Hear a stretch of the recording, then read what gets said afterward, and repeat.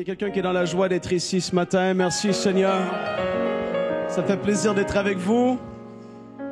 Alors qu'on termine ce mois sur l'obéissance, où est-ce qu'il y a eu plusieurs passages qui ont pu être partagés à ce niveau.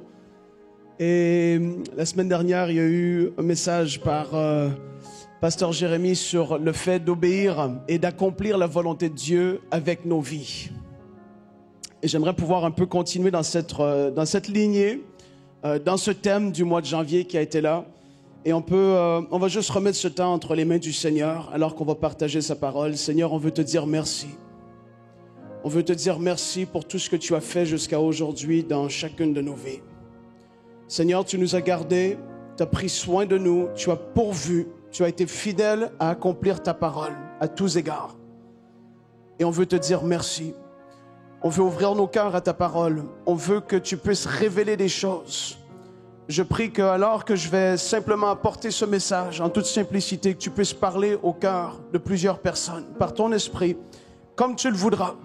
Que tu puisses faire ressortir certaines choses qui vont parler à telle personne et l'autre à telle autre personne. Et Seigneur, c'est ce que tu fais. Tu es extraordinaire. Et alors qu'on va repartir d'ici, en effet, on aura été transformé.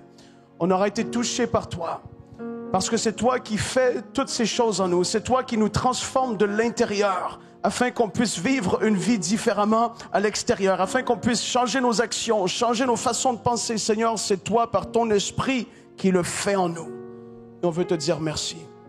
Tu es tellement glorieux, tellement grand. Et ce matin, on s'est réjouis, on a chanté, Seigneur, tes louanges, parce que tu en es digne. Et on dit, Amen. Il y en a qui ont eu un bon temps ce matin à danser, à louer. Alléluia. C'est comme ça qu'on va à l'église. On repart pas d'ici triste. On repart d'ici encouragé, fortifié, ayant goûté à sa présence, à quelque chose de bon. Et alors qu'on va partager la parole aujourd'hui, je veux qu'on puisse se projeter un peu plus loin. Gordon, il ne faut pas que tu ailles loin. Hein? Parce que je pense que je vais être calme ce matin. Mais si jamais ça lève, il me connaît. Alléluia. Et je veux qu'on puisse aller plus loin, monter un peu plus haut, alors qu'on a parlé d'obéir, mettre notre vie même en ordre, en règle par rapport à ce qu'elle dit. Michael a partagé là-dessus. Jérémie, par rapport à la volonté de Dieu, accomplir la volonté de Dieu, c'est-à-dire obéir à sa direction, à sa voix, concernant notre vie personnelle, parce qu'il a des projets formés pour toi, des projets de paix et non de malheur. Amen. Et il veut que tu puisses entrer dans ces choses. Et pourquoi est-ce que... Tu sais, parfois, il y a des gens pour qui c'est un peu plus compliqué de fléchir le genou face à la volonté du Seigneur. Parfois, on se dit, mais pourtant, en ce que je vis en ce moment, c'est tellement extraordinaire, mais tu sens qu'il est en train de tirer vers une direction qui est contraire à celle que toi, tu avais prévue, planifiée depuis que tu as peut-être 19 ans. Tu t'étais dit, ça va être ça, ça, ça, ça. Tu avais tout tracé. Et les choses s'accomplissaient. Mais soudainement, tu es à 36 ans et tu sens que là, il t'amène ailleurs. Mais toi, tu dis, non, j'avais prévu. Seigneur, c'était comme ça, tu le sais, j'avais fait ma liste à 19 ans. Et il te dit, non, c'est par là. Je change la direction. Vous savez, Paul, Pierre, les apôtres ont fait face à ces réalités où est-ce que ils avaient parfois tracé une vie devant eux jusqu'à ce que le Seigneur les appelle. Même qu'à la fin, Jésus, quand tu lis dans Luc, l'évangile de Luc, Jésus parle avec Pierre et il lui dit à la fin, tu vas voir, tu vas être amené à un endroit où est-ce que tu ne voudras pas forcément. Et il va y avoir la fin qui va arriver. Et là, je paraphrase parce que, en fait, Jésus est en train de lui ouvrir la perspective et lui faire comprendre que tout ne sera pas comme que toi, tu le veux tout le temps. Il va y avoir des choses que je vais te demander qui vont aller contraire à ce que toi, tu avais prévu ou à ta volonté que toi, tu avais tracée déjà depuis tellement d'années parfois. Et pourquoi est-ce qu'on obéirait à ce point-là à la volonté de Dieu qui a été mise en nous? Et là, je veux qu'on puisse regarder parce qu'on sert un Dieu qui est extraordinaire. Et on va lire plusieurs passages aujourd'hui parce que je veux qu'on puisse aller en profondeur sur les choses qui sont à venir. Il y a des messages parfois qui vont nous faire du bien, booster la foi, qui vont nous encourager dans des moments d'épreuve, qui vont donner des clés pour se sortir des difficultés, qui vont booster ta foi pour obtenir la promesse de la guérison, de quoi que ce soit. Et ces messages sont extraordinaires et j'aime les prêcher. Oh, j'aime les prêcher. Mais aujourd'hui, je veux qu'on parle des choses éternelles. Et je sais qu'il y a des personnes de tous les niveaux spirituels dans cette salle et ceux qui vont même suivre à distance, qui dans leur vie, ils ont compris certaines réalités et souvent, et c'est normal parce qu'on vit aujourd'hui sur la terre en ce moment. Et c'est en ce moment que tu as besoin du secours de l'Éternel. C'est en ce moment que tu as besoin de comprendre sa pensée pour ta prochaine destination. Où est-ce que je dois aller? Je vois que je suis à un Y dans ma vie, je peux aller à gauche ou à droite. Quelle est la pensée de Dieu? Tout ça, c'est vrai et c'est bon et c'est important.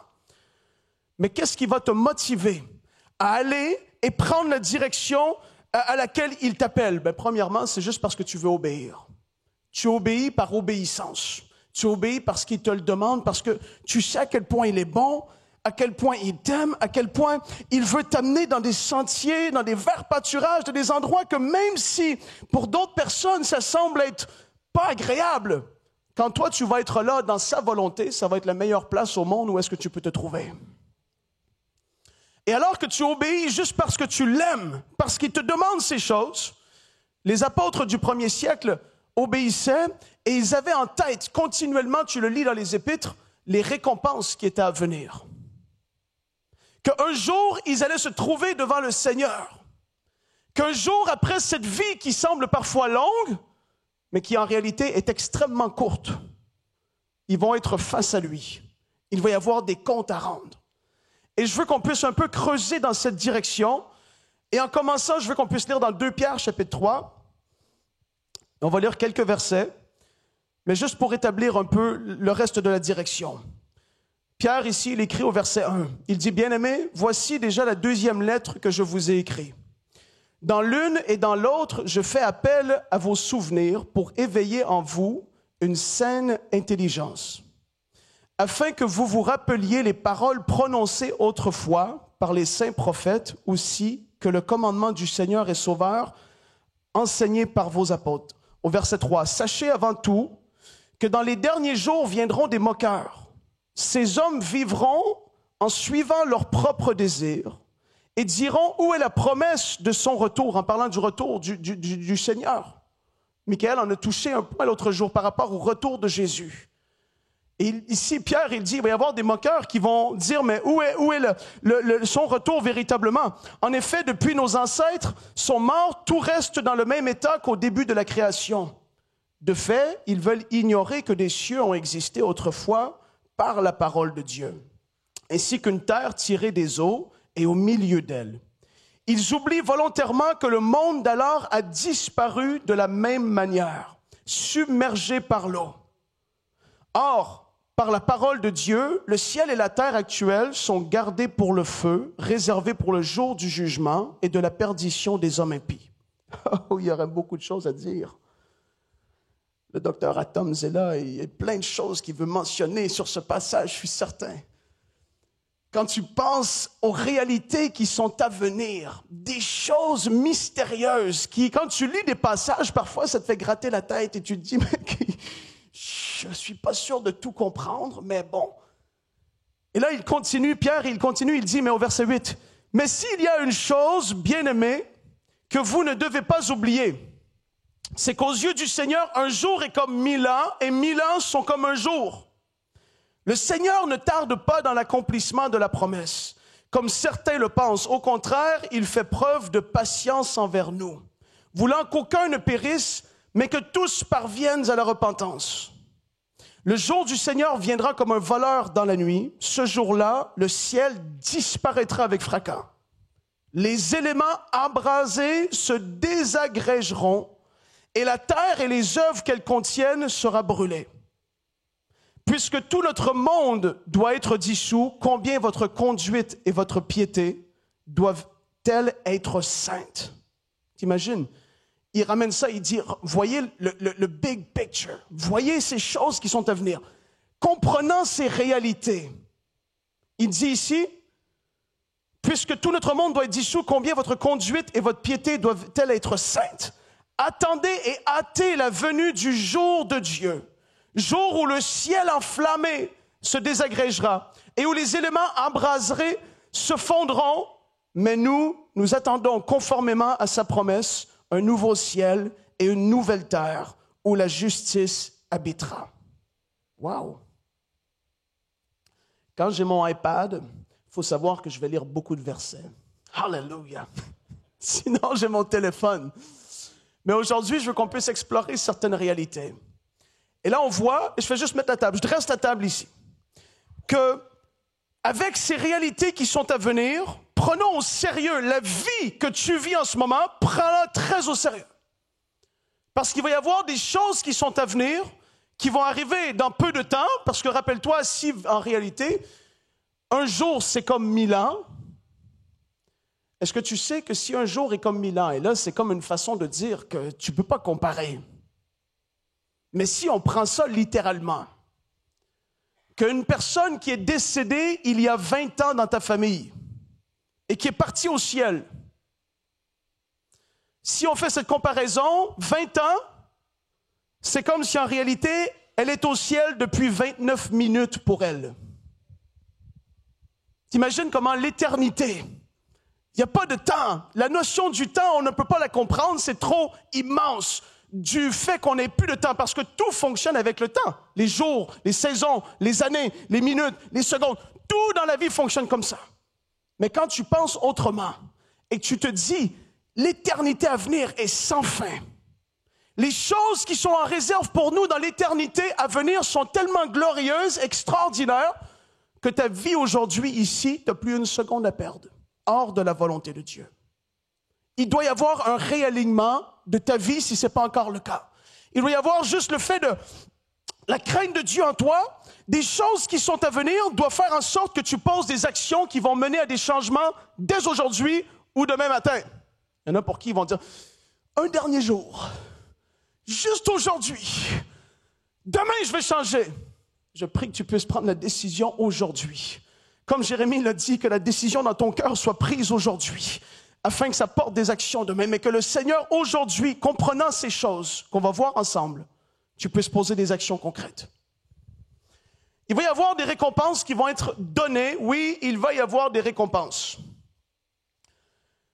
Apocalypse 22, versets 12 et 13, la parole de Dieu nous dit, voici, c'est le Seigneur qui parle, voici, je viens bientôt et j'apporte avec moi ma récompense pour traiter chacun conformément à son œuvre. Je suis l'alpha et l'oméga, le premier et le dernier, le commencement et la fin. Matthieu 6 dit, ne vous amassez pas des trésors sur la terre, où les mythes et la rouille détruisent et où les voleurs percent les murs pour voler.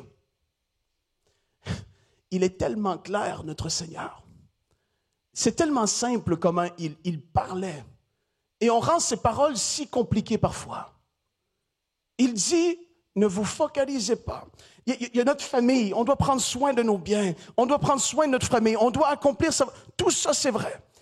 Mais il est en train de casser, simplement, noir sur blanc, c'est écrit, le raisonnement qu'on ne doit pas avoir. Il dit, ne vous amassez pas des trésors sur la terre où les mythes et la rouille détruisent, où les voleurs percent les murs pour voler, mais amassez-vous des trésors dans le ciel. Il est en train d'expliquer une notion extraordinaire que tous les enfants de Dieu doivent comprendre. Qu'il y a des récompenses qui vont attendre chacun de nous. Tous ne seront pas égaux, on va le voir tout à l'heure. Non!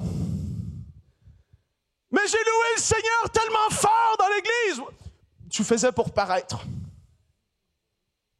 Tu as bien paru, mais devant lui, il connaît les motifs de pourquoi tu as voulu bien paraître. Et ta récompense, tu l'auras eue alors que quelqu'un t'a acclamé à la fin de la réunion. Oh, tu as dansé aujourd'hui. Les motifs pour lesquels tu fais les choses doivent être les bons. Mais là, il est en train, je reviens sur ce que je dis. Il dit, amassez-vous les trésors dans le ciel où les mythes et la rouille ne détruisent pas et où les voleurs ne peuvent pas percer les murs ni voler. En effet, là où est ton trésor, là aussi sera ton cœur. Donc réfléchis à cette notion du temps que j'ai mentionnée. Parfois, on peut travailler tellement fort, tu fais de l'overtime, Tu es là à te vider, à te donner, être à fond dans ton travail pour te payer une voiture qui, dans 10 ans, va être rouillée, aura perdu 90% de sa valeur. Ou est-ce qu'en réalité, tu vas te dire, finalement, c'était ça, avoir la voiture à 50 000 $, c'était ça. Alors que tu te dis que Jésus dit lui-même, il va y avoir des trésors dans le ciel, ou est-ce que la rouille ne va même pas manger tes trésors? Alléluia! Ici, c'est la catastrophe, les autos. Il faut les anti-rouilles. Anti-rouille après anti-rouille. J'ai un ami mécanicien qui rit de moi parce qu'on fait des anti-rouilles sur nos voitures. Mais je sais comment les choses sont au Québec. Les voitures rouillent. Alléluia! Et même si elle est vieille, au moins elle n'a pas de rouille. Mais quand tu dis, il y a des choses qui sont là, qui sont à venir, et dont le Seigneur nous dit, reste focalisé, reste concentré sur ces réalités. On voit dans 1 Corinthiens 2, le verset 9, ce passage qu'on a souvent cité. 1 Corinthiens 2, 9, la parole dit, mais comme il est écrit, ce sont des choses que l'œil n'a point vues, ce sont des choses que l'oreille n'a pas entendues, ce sont des choses qui ne sont pas montées au cœur de l'homme. Dieu les a préparées pour ceux qui l'aiment. Et absolument, je crois que c'est valable même pour toi ici sur cette terre. Dieu a préparé pour toi qui es ici, qui n'est peut-être pas engagé encore pleinement avec Jésus. Il a des choses que tu ne peux même pas imaginer de préparer en réserve pour toi. Il y a des choses que toi, tu n'avais même pas pu imaginer ni calculer. Comment est-ce que j'avais pu calculer qu'au cours de ma vie, de ma destinée, un jour, j'aurais rencontré Jérémy Sourdril qui vient de la France en 2010 et qu'on devient des amis comme ça. Et dans cette même année, en 2011, je rencontre Michael qui fait en sorte que moi, j'avais commencé à prêcher déjà des réunions de jeunesse et même avant ça, j'avais fait mes décisions que j'allais ouvrir un magasin. J'avais fait mes propres plans. Mais le Seigneur vient, descend et commence à mettre des désirs dans ton cœur. Tu te dis, mais c'était pas là auparavant. Comment ça est-ce que je pense comme ça? Comment ça est-ce que je commence à réfléchir comme ça? Je reviens au message de Jérémie la semaine dernière. Il y a des choses, la volonté de Dieu, il y a des choses, il va te pousser, t'attirer, te mettre des choses sur le cœur que tu vas dire, mais j'avais jamais imaginé accomplir telle chose. J'avais jamais imaginé, il y a 10 ans, vivre ce que je vis aujourd'hui. Et je prie que dans ta vie, quand tu vas regarder 10 ans en arrière, tu te dises, j'avais jamais imaginé que Dieu aurait eu cela en réserve. Parce que c'est possible. Tu peux te retrouver complètement ailleurs. Peut-être qu'aujourd'hui, tu t'étais dit, je travaille à mon travail jusqu'à la retraite. Certains, ça va être ça et c'est ce que Dieu veut. D'autres, ça va être non, il va y avoir autre chose dans 1 an, dans 6 mois, dans 2 ans. Alors que tu es sensible à son esprit.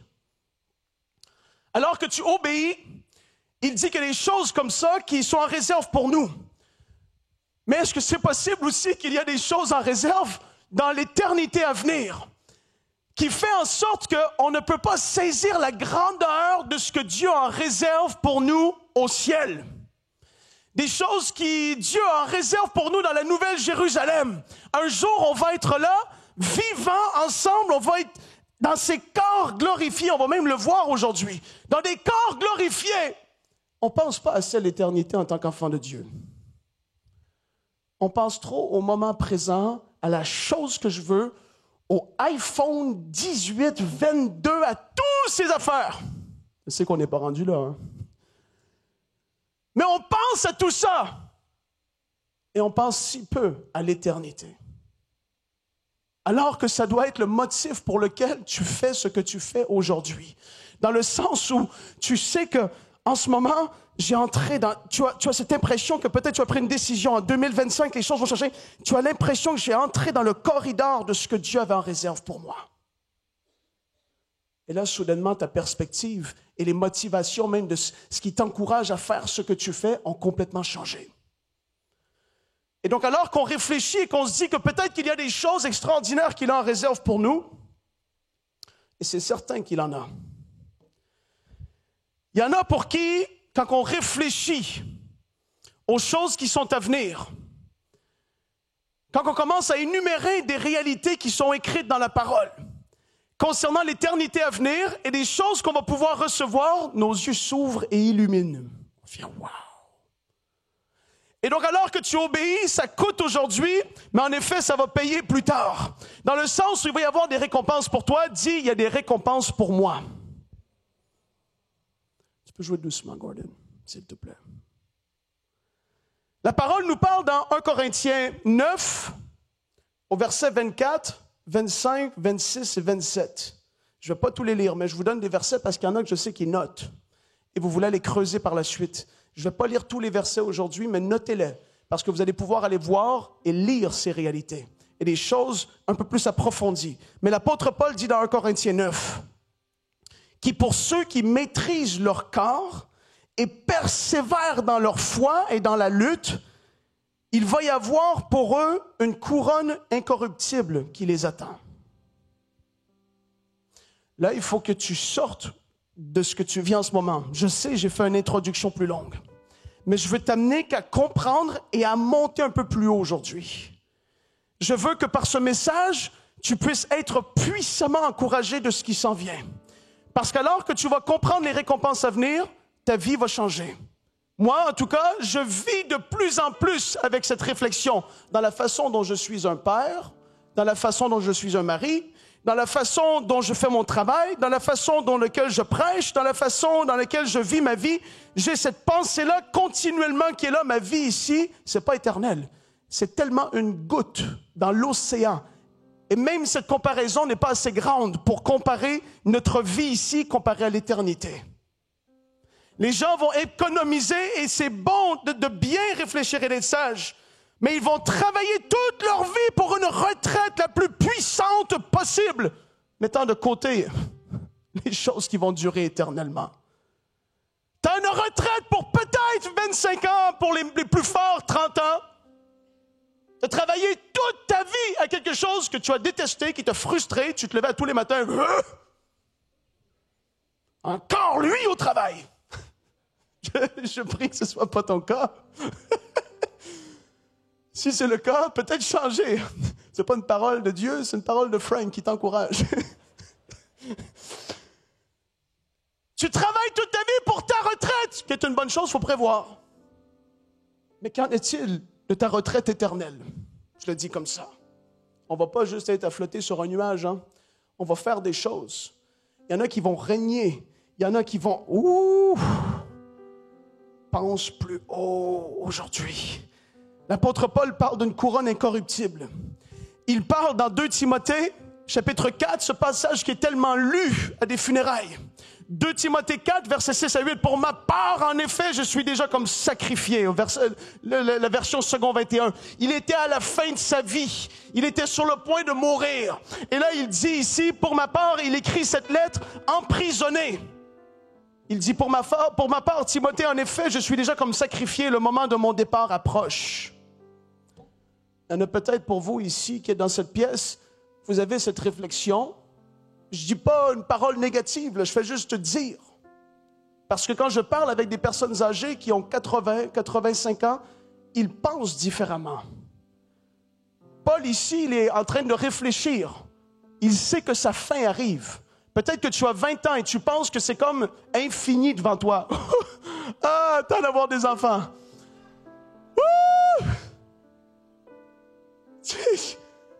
Tu verras que soudainement, c'est toi qui deviens le vieux. My goodness! Même ceux qui sont mariés aujourd'hui, qui ont 30 ans mais n'ont pas d'enfants, c'est comme ils sont encore jeunes. Mais quand tu as des enfants, soudainement, tu viens que tu upgrade d'un level. Et là, dans 2 Timothée 4, versets 6 à 8, il est en réflexion, il dit, je suis déjà comme sacrifié, le moment de mon départ approche. Oh, mais Timothée, j'ai combattu le bon combat. J'ai terminé la course, j'ai gardé la foi désormais. La couronne de justice m'est réservée. La couronne de justice. Le Seigneur, le juste juge, me la remettra ce jour-là, et non seulement à moi, mais aussi à tous ceux qui auront attendu avec amour son retour. Ça, c'est la couronne de justice. Il y en a qui vont dire, mais c'est comme une récompense, ça veut représenter quelque chose. Est-ce que ça va être une couronne littérale? Est-ce que... Moi, je crois qu'on va avoir des récompenses qui vont aller au-delà de ce que ta petite et la mienne imagination peut imaginer. Et si le Seigneur te donne une couronne un jour, selon ta fidélité et les récompenses que tu mérites, ça va être la couronne la plus stylée au monde entier. Il va y avoir des diamants, mais pas des diamants de 3 carats que ils coûtent 1500 $ et il faut que tu te forces l'œil pour le voir. Ah, le Seigneur, les diamants, il y en a en profusion. L'or, il en a, tout lui appartient. Quand il récompense son enfant, il le récompense tellement bien, tellement fidèlement, avec justice. Et là, il continue, Paul, ailleurs. Parce que, vous savez, on parle souvent de ce passage, mais on oublie les autres qui parlent de couronne. Une couronne de vie, Jacques 1, verset 12, pour ceux qui auront tenu ferme face à la tentation ou à l'épreuve. Là, c'est Jacques qui parle. Voyez, Paul en parle. Maintenant, Jacques en parle. Après, Pierre, vous allez voir, en parle. Tous les apôtres avaient cette réflexion de la récompense à venir, la rétribution, ce qui allait être déposé entre leurs mains. Parce qu'aujourd'hui, on ne pense pas assez à ça parce que la vie est tellement belle. Et on dit merci Seigneur. Que tu penses que tout est en ta capacité de cumuler, d'avoir, de pouvoir. Et eux, ils vivaient des vies terriblement persécutées à cette époque-là, certains parmi eux. Quand tu vis la persécution, et tu sais qu'est-ce que c'est littéralement lorsque le pays dans lequel tu te trouves, si tu parles de Jésus, tu es emprisonné. Tu réfléchis différemment. Et là, eux, ils ont cette réflexion et cette pensée qui est là, des couronnes qui vont être attribuées. Jacques, chapitre 1, verset 12, dit « Heureux l'homme qui tient bon face à la tentation, car après avoir fait ses preuves, il recevra la couronne de la vie que le Seigneur a promise à ceux qui l'aiment. » Apocalypse 2, versets 10 et 11. Il y a un message à l'église de Smyrne qui est donné, mais je veux juste faire ressortir cette pensée-là encore là. Ne redoute pas ce que tu vas souffrir. Le Seigneur est en train de dire aux croyants, ne redoute pas ce que tu vas souffrir. Voici, le diable va jeter quelques-uns d'entre vous en prison, afin que vous soyez mis à l'épreuve, et vous aurez 10 jours de détresse. Sois fidèle jusqu'à la mort, et je te donnerai la couronne de vie. Que celui qui a des oreilles écoute ce que l'Esprit dit aux églises. Le vainqueur n'aura pas à souffrir de la seconde mort. La seconde mort, parenthèse, c'est la séparation d'éternel avec Dieu, qui va arriver après le jugement du grand trône blanc, lorsque tous ceux qui aujourd'hui sont déjà dans la perdition, dans ce lieu terrible de souffrance et de tourment, vont ressortir pour être jugés justement, le jugement du grand trône blanc. Et par la suite, ils seront jetés dans le lac de feu et de soufre, et c'est ce que la parole de Dieu appelle la seconde mort. Il y en a qui ont appris quelque chose. Je prie que tu puisses comprendre et réfléchir avec les choses qui sont à venir. 1 Pierre, chapitre 5, les versets 2 à 4. Concernant les bergers, ou ceux qui prennent soin du peuple de Dieu à plein de niveaux, à plein d'échelles. On a tellement les yeux fixés vers ceux qui sont aujourd'hui vus sur les réseaux, vus sur ci ou ça. Mais le Seigneur voit le pasteur qui est dans tel pays, dans telle ville, dans tel endroit reculé que personne ne connaît, mais qui de tout son cœur le sert avec passion et zèle. Et il dit ici dans 1 Pierre, là c'est Pierre qui réfléchit avec cette pensée de couronne. Et là il dit, prenez soin du troupeau de Dieu qui est sous votre garde. Non par contrainte, mais de bon gré. Faites-le non par recherche d'un gain, mais avec dévouement. Non en dominance sur ceux qui vous sont confiés. N'exerce pas une domination, un contrôle, un abus. Mais il dit, mais en étant les modèles du troupeau. Ainsi, lorsque le souverain berger apparaîtra, vous recevrez la couronne de gloire qui ne perd jamais son éclat. Oh, alléluia. Alors tu vois à quel point cette notion était ancrée en eux. Et donc ça, c'est juste une première chose. J'ai voulu détailler, exprimer. La parole parle même de d'autres types de couronnes. Tout comme il y a plusieurs types de livres dans le ciel, il nous parle de plusieurs types de couronnes. Là, on va aller ensemble dans quelque chose qui est à venir très prochainement. Dans 1 Corinthiens 4, les versets 1 à 5. 1 Corinthiens 4, versets 1 à 5. Là, c'est Paul qui écrit. et qui, encore une fois, vous allez voir, dans différentes épîtres, cette notion ressort régulièrement.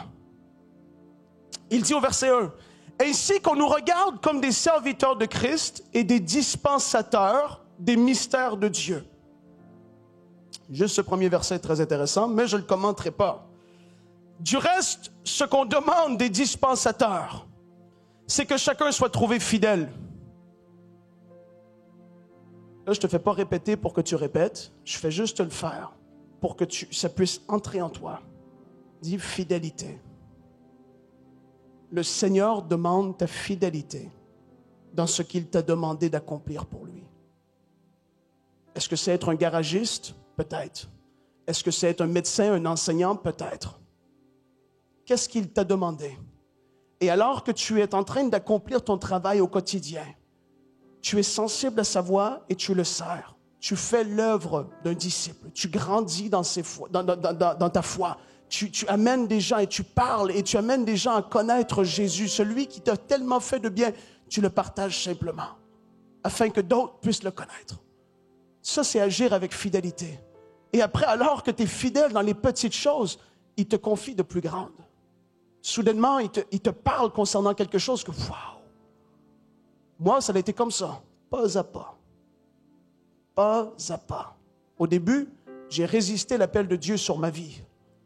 Depuis que je suis un jeune enfant, c'était prophétisé que j'allais prêcher. Je te garantis qu'à 9 ans, souvent, tu n'as pas forcément envie d'entendre ça ou tu n'es pas le premier à l'école. Moi, je vais être un prêcheur! Dans certains endroits, c'est vraiment des fois cool, c'est bien. Dans d'autres endroits, c'est moins à la mode. Mais je savais qu'il y avait cet appel qui était là sur ma vie. Mais je l'ai combattu. Mais du moment que je me suis approché de lui, j'ai commencé à creuser la parole. Tous les soirs, j'ai commencé à lire la Bible dans ma chambre. Adolescent. La parole a commencé à me parler. Je la découvrais pour moi-même. Pas juste à l'église, pas juste à travers de mes parents, par moi-même. Et là, soudainement, une soif de le connaître est née. Là, il devenait vraiment mon Dieu, que moi, je voulais découvrir par moi-même. Et j'ai dû fléchir le genou, dire oui, Seigneur. Et ça, je me rappelle du moment où est-ce que j'étais placé, à quel endroit, avec qui je parlais. À un moment, j'ai fléchi le genou à la volonté de Dieu pour ma vie. Et les choses ont commencé à s'aligner d'une façon extraordinaire. Ça le déboulait. Alors que les choses, c'était compliqué. Tu entres dans sa volonté. Souvent, ça va faire parce que tu es entré dans sa volonté. Et les portes qui semblaient fermées, soudainement s'ouvrent. Des relations viennent à toi. Parfois, c'est pour le mariage. Soudainement, pouf, les choses. C'est parce que tu entres dans sa volonté. Tu mets ta vie en règle, en ordre. Oh, hallelujah! Je prie que je parle à quelqu'un, que l'Esprit est en train d'agir. Donc ici, on va voir 1 Corinthiens 4, les versets 1 à 5. Ainsi qu'on nous regarde comme des serviteurs de Christ, comme je l'ai lu, et des dispensateurs de Dieu. Du reste, ce qu'on demande des dispensateurs, c'est que chacun soit trouvé fidèle. Pour moi, il m'importe fort peu d'être jugé par vous ou par un tribunal humain. Et là, c'est Paul qui parle. Il dit, que vous me jugiez, ça ne me dérange pas trop. Parce qu'il dit, regardez qu'est-ce qu'il dit. Je ne me juge pas non plus moi-même, car je ne me sens pas coupable de rien, sa conscience ne le reprenait pas, mais ce n'est pas pour cela que je suis justifié. Celui qui me juge, c'est le Seigneur. C'est pourquoi ne jugez de rien avant les temps, jusqu'à ce que vienne le Seigneur, qui mettra, alors regardez bien, qui mettra en lumière ce qui est caché dans les ténèbres, et qui manifestera les desseins des cœurs. Alors chacun recevra de Dieu la louange qui lui sera due. À un moment donné, tu vas être devant lui. Là, tu es assis à côté de ta mère, ton père, ton mari, tu es assis à côté de ton ami, mais un jour, tu vas être devant lui. Il n'y aura plus personne. Que ce soit pour le tribunal de Christ ou le jugement du grand trône blanc, parce que ce sont deux choses différentes. Ici, Paul, il parle du tribunal de Christ, et il continue dans Romains 14, et il dit, « Mais toi, pourquoi juges-tu ton frère? Ou toi, pourquoi méprises-tu ton frère? Nous comparaîtrons tous, en effet, devant le tribunal de Christ. » Wow! Dans 2 Corinthiens 5, il dit, C'est aussi pour cela que nous nous efforçons de lui être agréables, soit que nous vivions dans ce corps, soit que nous le quittions. En effet, il nous faudra tous comparaître devant le tribunal de Christ, afin que chacun reçoive le salaire de ce qu'il aura fait, bien ou mal, alors qu'il était dans son corps. C'est un événement assez majeur. Et là, ici, il continue et il dit dans 1 Corinthiens 3, les versets 11 à 15, « Car personne ne peut poser un autre fondement que celui qui a été posé, à savoir Jésus-Christ.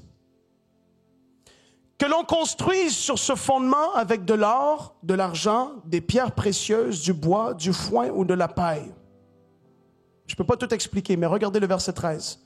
« L'œuvre de chacun sera dévoilée, le jour du jugement le fera connaître. Car elle se révélera dans le feu. Et l'épreuve du feu indiquera ce que vaut l'œuvre de chacun. Si l'œuvre que quelqu'un a construite sur le fondement subsiste, il recevra une récompense. Si son œuvre brûle, il perdra sa récompense. Lui-même sera sauvé, mais comme au travers d'un feu. Donc quand je pense à ce jour, j'en ai parlé quelques fois, mais j'espère que ce ne sera pas comme ça forcément. Dieu fait toutes choses bonnes. J'espère qu'on ne sera pas dans une file et que derrière moi, il y aura ma femme ou peut-être Michael ou quelqu'un, et alors que l'œuvre que j'ai construite, c'est-à-dire ce que dans ta vie tu as accompli, tu as fait, l'histoire de ta vie, c'est comme la construction de quelque chose qui va être éprouvé par le feu. Ouf! T'imagines? Et devant le juste juge, celui qui juge justement Jésus, cette œuvre qui a été bâtie, construite, va être éprouvée par le feu. Le feu descend dessus. Et quels étaient les motifs avec lesquels tu as fait les choses? Est-ce que tu étais dans sa volonté ou est-ce que tu faisais ta volonté? Est-ce que tu étais focalisé sur ses priorités ou est-ce que tu faisais tout pour toi, toi, toi et toi? Et à ce moment-là, Paul le dit à Timothée dans une de ses lettres, qu'on n'ait pas à rougir le jour où on va être devant lui. Tu vois, parce que c'est ça que je veux dire, si on est dans le fil et que tu es en arrière de moi et que là, ma vie... Tu regardes l'autre derrière, et là, il te regarde. Non, ça ne sera pas comme ça. Parce que qu'est-ce qui va rester de ta vie? C'est qu'est-ce qui aura été éprouvé par le feu. Et alors, tu vas recevoir des récompenses. Mais ce n'est pas du salut qu'on parle. Ton salut, c'est ton salut. Mais tu vas entrer et tu vas être sauvé quand même. Et ça, c'est l'important. Comme je le dis toujours, moi, je veux juste me rendre. Je veux juste être là. Je veux juste être dans sa présence. Premièrement et avant tout. Ben ouais, mais tu sais bien, tu vas te rendre. Il y en a qui ont marché avec Paul l'apôtre, et par souci et par amour pour le siècle présent, ils ont fait naufrage par rapport à la foi. Ça veut dire qu'à un moment donné, ils étaient avec Paul, entendaient les choses profondes, voyaient les miracles, voyaient les... Et ils n'ont pas fait gaffe. Ils sont fait séduire. Et ils ont fait naufrage par rapport à la foi. Là, tu ne veux pas être dans cette position ce jour-là. Et quand tu penses que ton œuvre va être éprouvée, ça remet les choses et la perspective change souvent. C'est de ça que je veux dire. On parle de l'obéissance, les amis.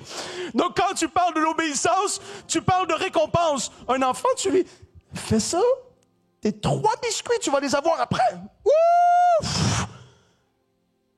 Moi, j'utilise encore cette technique.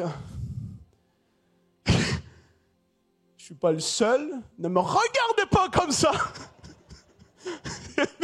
Michael dit ça marche. Ouais, ça marche.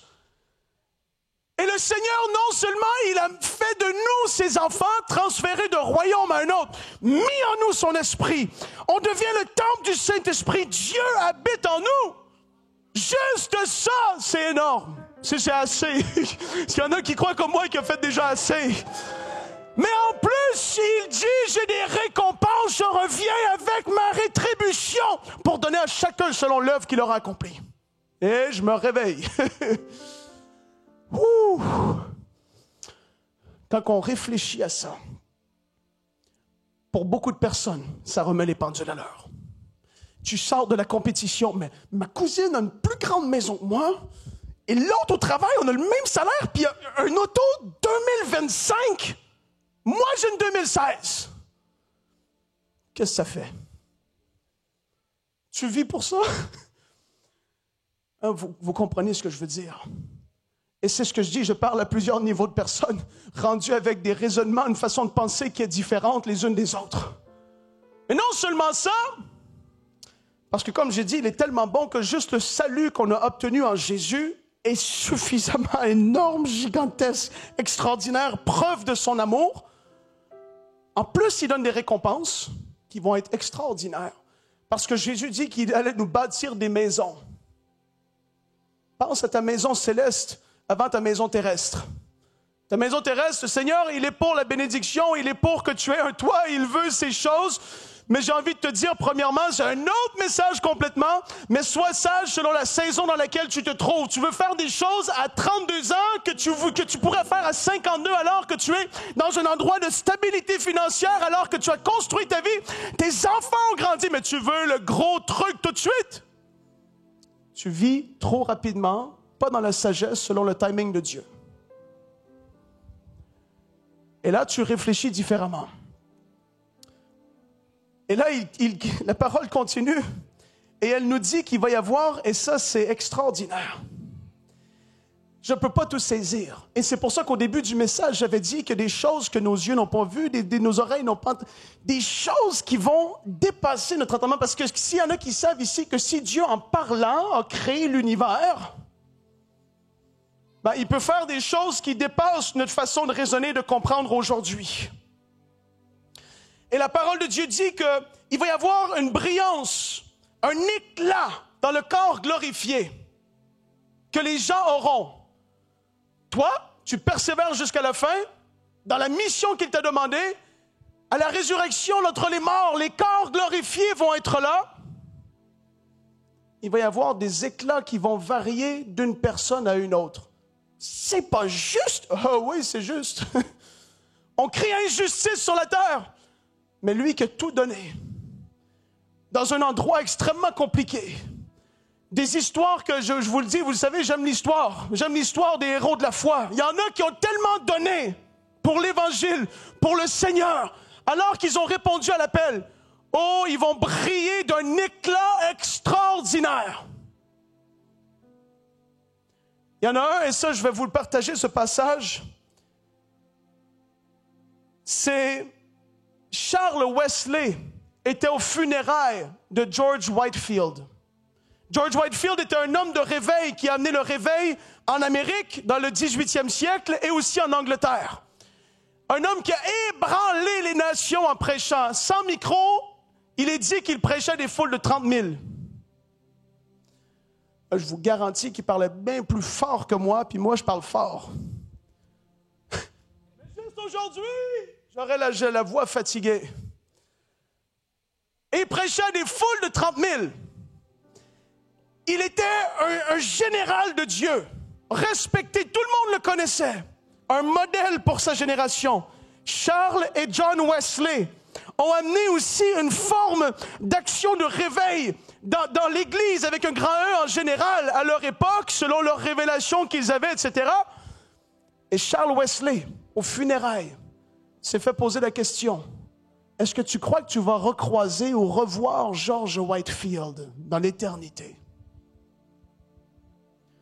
Et il lui répond ça. George Whitefield était une étoile si brillante dans le firmament de la gloire de Dieu.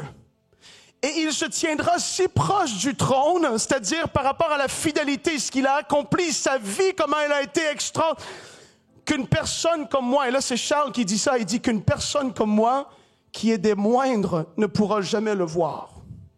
Il dit ça, évidemment, je crois en toute humilité, en voulant dire, cet homme a tellement brillé, il a été une étoile tellement brillante. Et là, lorsqu'on lit ensemble,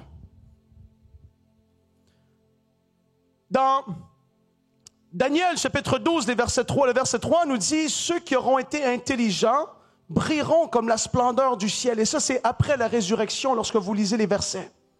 Après la résurrection des morts. Ceux qui auront été intelligents brilleront comme la splendeur du ciel, et ceux qui auront enseigné la justice à la multitude brilleront comme les étoiles à toujours et à perpétuité.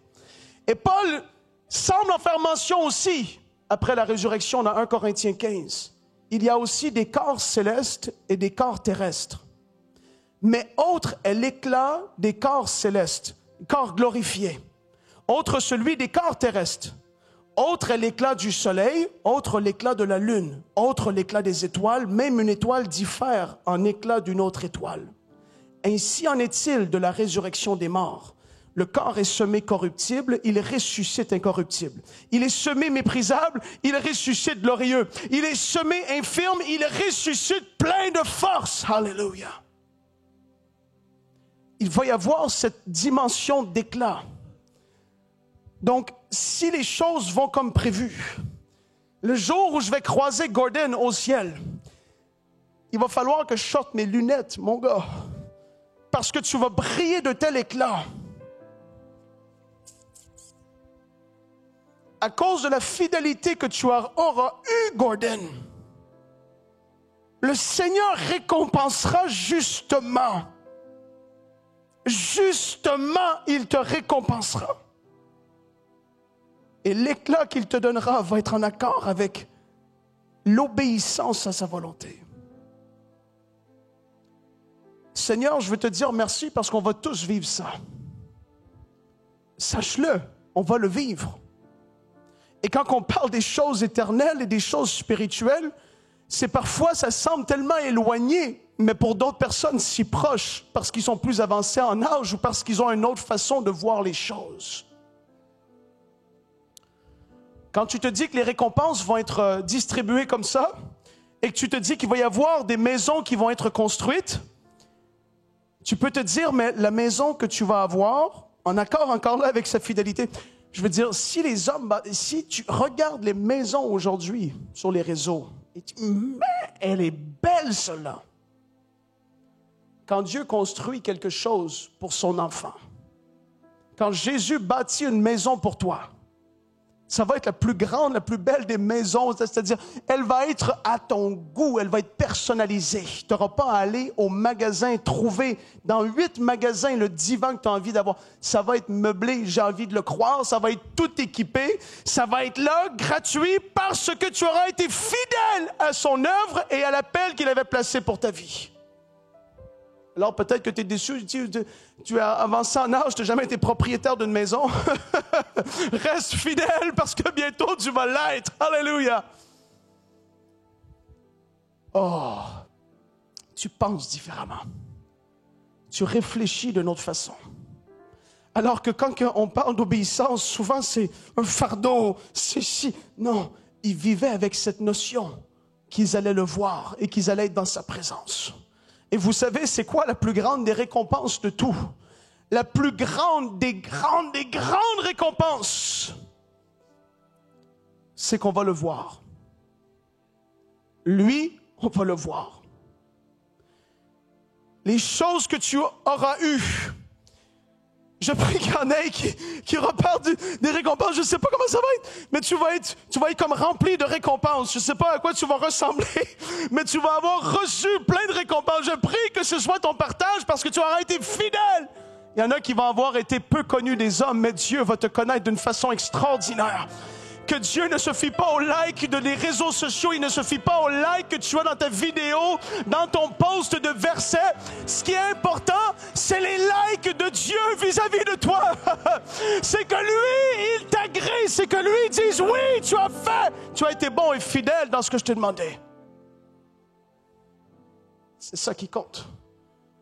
Alors que tu es peut-être la personne la moins vue de toute cette assemblée ici, mais tu es la seule qui prie le plus dans l'intimité.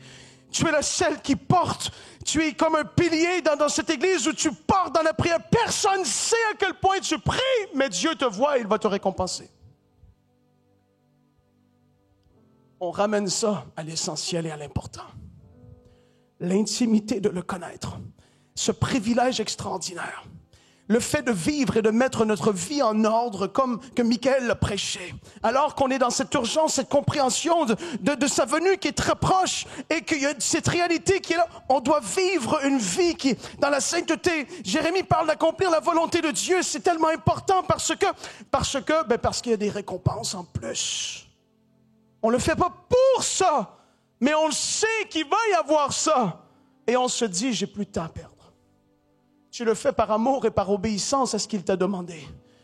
Mais comme les apôtres du premier siècle, ils vivaient avec la pensée que oui, c'est à venir. C'est pour ça qu'ils se saluaient, ils disaient « Maranatha ». Il allait dans la maison de son ami, au lieu de « Salut », il disait « Le Seigneur revient bientôt ». Ils avaient cette pensée-là. Elle habitait en eux. Et quand cette pensée habite en toi, ça change la façon que tu vis ta vie. Parce que tu vois les choses différemment. Et alors qu'on va être tous là, je termine avec ce passage d'Apocalypse 19, les versets 5 à 9. La parole dit, et à ce moment, j'ai hâte d'y être. On a quelque chose à accomplir ici. Mais autant que c'est des choses que nos yeux ne peuvent pas comprendre, on ne peut pas imaginer la grandeur de ce que c'est. Imaginez-vous, là, on est nous ici rassemblés, le nombre qu'on est. Mais sur la terre en ce moment, il y a des centaines de millions, si ce n'est pas 1 milliard et plus de personnes qui attendent et qui ont hâte à ce grand et glorieux jour où le Seigneur va revenir. Imaginez-vous comment on est nombreux sur la surface de la terre à attendre son retour. Et tu te dis, ça c'est juste en ce moment, et tu imagines toutes les générations depuis Jésus, et même avant lui, tous ceux qui vont être rassemblés. On va être beaucoup, hein? On va être une foule nombreuse. Ça va être énorme. Et ici, il y a une vue qui est décrite dans Apocalypse 19. Le verset 5, la parole dit, une voix sortit du trône et dit, louez notre Dieu, vous tous ses serviteurs, vous qui le craignez petit et grand. Et j'entendis comme la voix d'une foule immense. Mais tu sais, c'est pas immense 10 000. C'est pas immense 100 000. C'est une foule tellement nombreuse. On va un jour être rassemblés. Ce matin, on a vu Sam danser, se réjouir dans le Seigneur. Il y allait à fond. Moi, j'aime le voir. Des fois, j'ouvre mes yeux, je loue, je le check. Wow! Il est à fond, il loue le Seigneur. Il y en a qui, aujourd'hui, sont des adorateurs diplomatiques. Amen. Et si c'est le feu, tu tapes des mains. Il y en a d'autres qui, comme lui, sont « Wow! » Et là, ce jour-là, peut-être que je vais être proche de lui, je ne sais pas. Mais là, il va falloir le Seigneur donne un périmètre à Sam. Parce qu'il va se réjouir, il va danser. Je parle de lui parce que je l'aime, c'est mon cousin. Mais il va en avoir d'autres qui, ce jour-là, vont commencer à danser, à sauter, à crier, parce que tu vas voir l'agneau de Dieu, les mains percées. Et là, on va se réjouir et on va dire gloire à l'agneau. Et quand tu te dis que la Bible dit, c'était le bruit comme de grandes eaux. T'imagines la chute de Niagara, c'est rien. Là, ça va être une voix, un ensemble de voix, ça va être glorieux. Et là, on va chanter gloire, gloire, gloire. Là, tu vas avoir la voix maganée après. Il va falloir un Halls. Non, c'est pas vrai. Il n'y en aura plus rendu là. On va être sans maladie, sans douleur, sans peine, sans tristesse, ni dépression, ni lourdeur, ni peine. Ça va être la joie extraordinaire. Gordon va faire bien plus que ça. Jesus! Woo! Et moi, là, je vais plus loin, hein? Il me reste 2 minutes. Moi, des fois, je vais loin dans mes pensées, puis je m'imagine des choses. C'est pas dans la Bible, mais je m'imagine des choses. Je me dis qu'il va y avoir on va adorer, pas tout le temps, tout le monde en même temps, mais il va sûrement avoir des réunions, il va y avoir des endroits pour l'adorer à tout temps. Certainement que juste là, on va voir le roi de gloire arriver dans une rue pavée d'or et tu vas voir son éclat au loin, tu vas te mettre par terre à genoux. Oh, le roi de gloire est là! Ça va être extraordinaire! Les talents que tu as ici sur cette terre, les choses, comment le Seigneur te fait, ceux qui chantent pour l'éternel, ceux qui font de la musique pour... Est-ce que on va juste être dans l'éternité à s'être assis Non, non, le Seigneur dit qu'on va régner avec lui. Et là, j'ai même pas parlé aujourd'hui du millénium qui est à venir, qui va avoir qu'on va faire des choses même dans cette période. Il va y avoir tellement de choses à dire concernant ce qui est à venir, mais on en parle trop peu. Alors on vit pour le moment présent.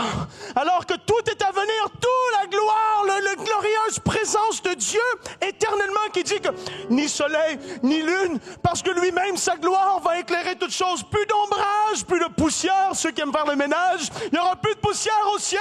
Alléluia. Ça va être un autre jour, ça va être une autre façon de vivre, ça va être extra glorieux.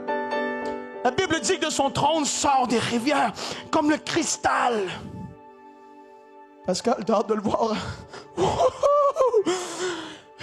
Le cristal qui sort du trône de chaque côté. C'est pas le lac Boivin, c'est pas le fleuve Saint-Laurent, c'est pas la rivière de où est-ce que... Non, c'est cristal. Même la Bible dit que la Nouvelle Jérusalem, les fondements sont de jaspe, des pierres précieuses une par-dessus l'autre. C'est extraordinaire. Ça, on va le voir. Et là, l'adorateur diplomatique va se lâcher un peu plus.